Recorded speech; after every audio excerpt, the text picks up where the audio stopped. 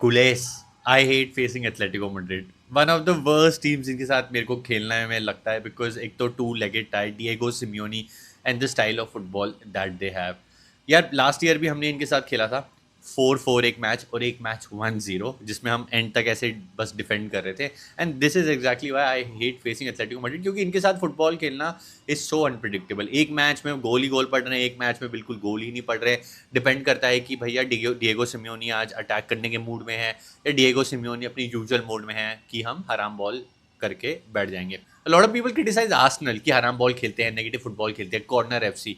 अरे कभी La Liga तो आके देखो, कभी एथलेटिको मैड्रिड को तो खेलते हुए देखो, तब आपको रियलाइज होगा कि हमारे यहाँ पे भी एक आर्सेनल से भी खराब टीम बैठी है जिसको फुटबॉल नहीं खेलना है। और ये नहीं है कि उनके पास अटैकिंग ऑप्शंस नहीं है। अभी मैं आगे आपको इनके अटैकिंग ऑप्शंस बताऊंगा। जब आपको इनके अटैकिंग ऑप्शंस पता चलेंगे ना, यू विल बी सरप्राइज कि इतना पैसा खर्चने के बाद, इतने बढ़िया बढ़िया अटैकिंग ऑप्शंस होने के बाद भी ये टीम कैसे गोल नहीं मार पाती है। बट उससे पहले मैं ना आपको एथलेटिको मैड्रिड के 11 से पिछले 12 मैचेस बताता हूँ। ये सारा रिकॉर्ड सुनना and then you will realise कि मैं किस चीज़ के बारे में बात कर रहा हूँ। Talking about their previous 11 to 12 games, तो रियाल सोसिएडाड के साथ इन्होंने 1-1 ड्रॉ किया। Then against Real Madrid in the Copa del Rey ये हारे 1-2। Deportivo La Coruna in the Copa del Rey ये 1-0 जीते। फिर डेपोटिवो एलावेस से 1-0 जीते। गालाटासराय से इन्होंने किया 1-1। मायोरका से ये 3-0 जीते। तो चलो फाइनली इन्होंने 2 से ज़्यादा गोल मार लिए।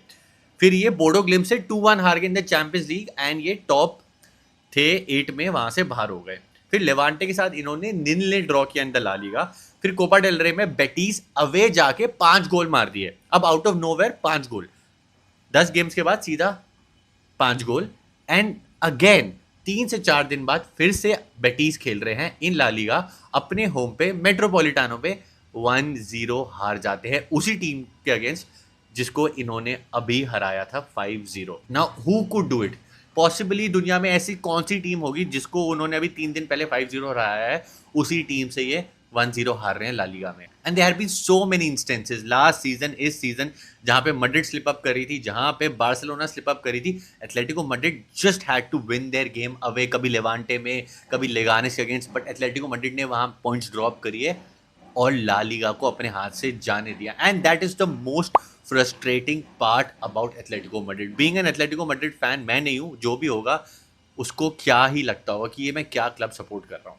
एंड जो ये मेरी फ्रस्ट्रेशन है, आपको पता है क्यों आती है? Because I like Atletico Madrid. Atletico Madrid एक ऐसी टीम है जो रेलीगेट होके रेलेवेंट क्लब बना थैंक्स टू डिएगो सिमियोनी। और मैं चाहता हूँ कि ये ला लीगा को ना 3 टीम्स रेस बनाए, सिर्फ 2 मैड्रिड या बारसा के भरोसे ये लीग ना चले। आई वांट कि ला लीगा थोड़ी बेटर हो, क्योंकि वलेंसिया और सेविया के फाइनेंशियल इश्यूज की वजह से वो अब उस लेवल पे compete नहीं कर पाते। So I want Atletico Madrid to at least be there in the Champions League, थोड़ा आगे जाए, या फिर इन ला लीगा कहीं ना कहीं कंपटीशन दे, थोड़ा तो कम्पिटिटिव बनाए। पर Atletico Madrid finds new ways to get knocked out of the Champions League. वो डबल टच वाला नॉकआउट हो गया। दे फाइंड न्यू वेज कि अवे मैचेस में जाके डाइंग मोमेंट्स में 2-1 हार जाते हैं। ये नए नए तरीके इन्वेंट करते हैं हारने के। ये अपने आप को खुद को ही जिंक्स कर लेता है क्लब। मैं बात कर रहा था इनके अटैक के बारे में। जो ये मेरी फ्रस्ट्रेशन है या जो थोड़ी मेरी डिसकंटेंटमेंट है, वो इसी वजह से आती है, because they have the money.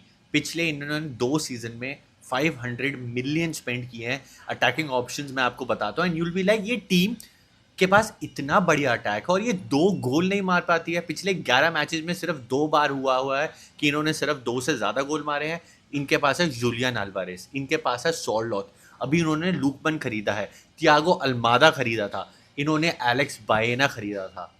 They have such fantastic attacking options. और ये प्लेयर्स किसी और टीम में हो, कहाँ से आ रहे थे आपको पता है। जूलियन अल्वारेस क्या कर रहा था एथलेटिको मैड्रिड में, बायेना विलरियाल में क्या कर रहा था, लुकमन अटलांटा में क्या कर रहा था, सॉर्लोथ को हमें पता है विलरियाल में क्या बढ़िया गोल्स मार रहा था, पचीची के लिए फाइट कर रहा था। और आज इनसे 2 गोल नहीं लग पाते हैं। That is only and only because of the football that they play. And it all comes down to Diego Simeone. मैं एक चीज़ आपको क्लियर करना चाहता हूँ, I have a lot of respect for Simeone. Club relegate होके आया था, मिड टेबल क्लब होता था, उसको रेलेवेंट बनाया। ऐसे टाइम पे ला लीगा जीती जहाँ पे मेसी रोनाल्डो डोमिनेट करते थे। कोविड वाले सीजन में ला लीगा जीती, 2 चैंपियंस लीग फाइनल में पहुंचाया, 2 बार या 3 बार आई थिंक यूरोपा लीग जितवाई, मल्टीपल कोपा डेल रेस जीते, क्या क्या नहीं किया इस बंदे ने for Atletico Madrid, highest paid manager बना।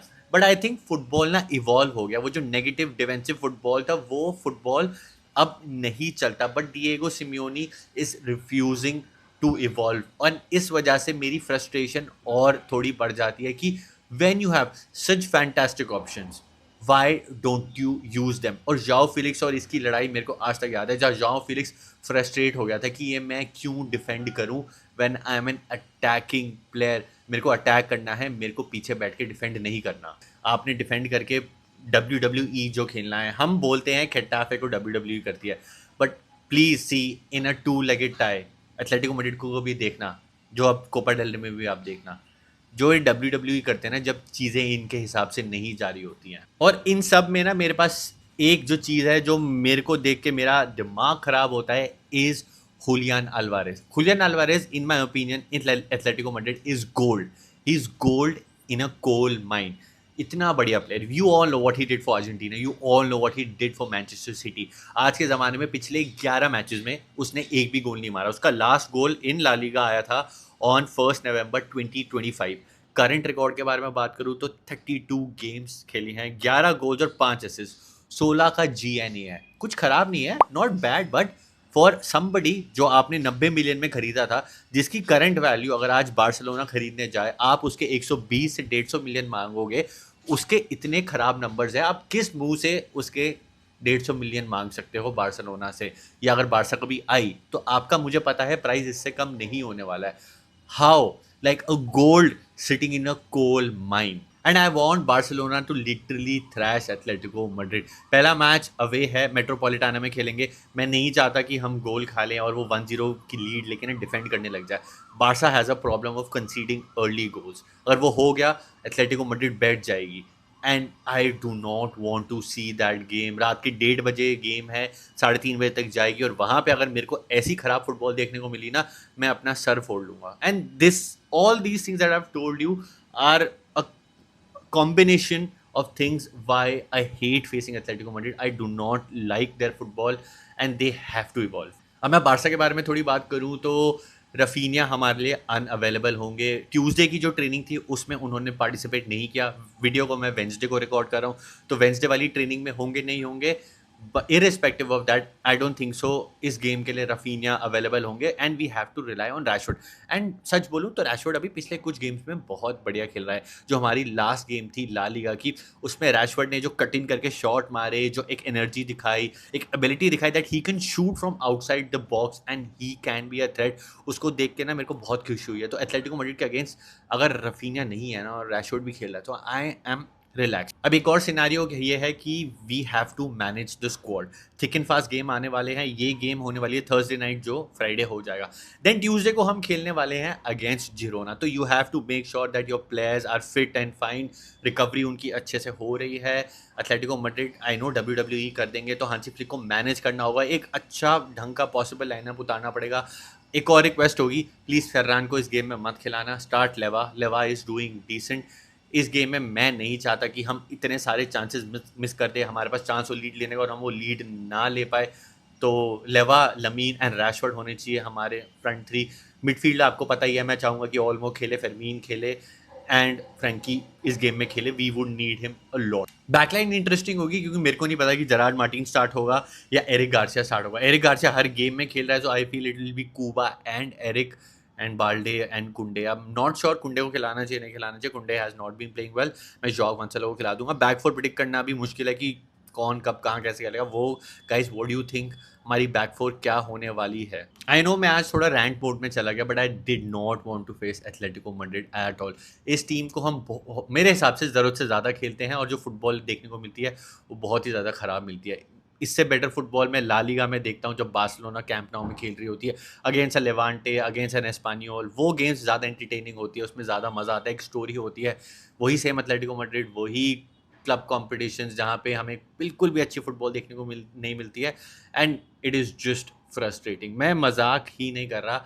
जो प्रीमियर लीग देखते हैं ना, कभी आओ ला लीगा, कभी ला लीगा देखो, कभी एथलेटिको मैड्रिड को देखो। आप 10 मिनट से ज़्यादा इस टीम को खेलते हुए देख ही नहीं सकते हो। Imagine we have to face them at least twice, और कभी कभार 4 बार या उससे भी ज़्यादा बार हमें खेलने को मिल जाता है अगेंस्ट दिस टीम।